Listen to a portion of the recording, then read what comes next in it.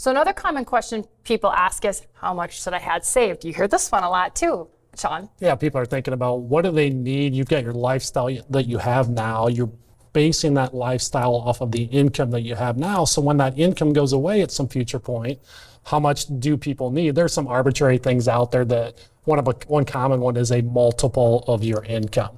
You know, that can be a very generic. Do you need 5 times? Do you need 10 times your annual income? That's a starting point. That's that baseline that maybe you can have that information at a point in time in your career. But then really, what does that mean? You know, once you go out and get all this information, you see these averages.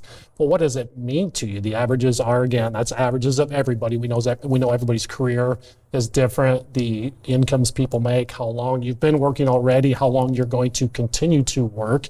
So it can feel confusing, and you might feel good when you see this information. You might feel even more confused, or maybe you don't feel good after seeing that. But yeah, a multiple of income is another stat that's out there that says, hey, you need to go target this. But again, what does that mean to any one person? Yeah, the other thing with those averages is those are national averages, right? If you live in Miami compared to, let's say, a small town in Iowa, it's going to cost you more in Miami than what it would in a small town in Iowa, that those averages really don't account for. So, and that's where the specificity of, did you like that? I wasn't even good at it was close. That's where your detail of all of this really comes into play, because where do you live? What's it going to cost you for your lifestyle? All that has to be built into it, which is not adequately reflected in those averages. I'm glad you brought up Miami, because that's one of the towns that I found in an article that I read. So this is Go Banking Rates study, and they found that you need about 1.1 million to fund a 25-year retirement in Miami.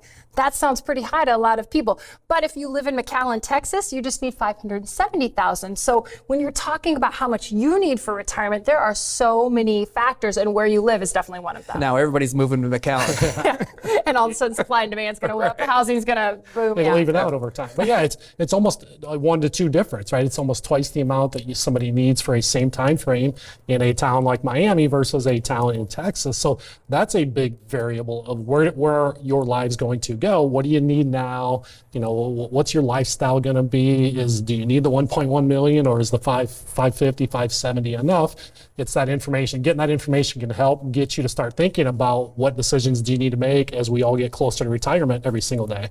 Thanks for watching. If you like this clip, check out the full episode right here. We'd love to keep you in the loop. Hit subscribe to be connected with other pre-retirees just like you who are looking for engaging and entertaining retirement strategies.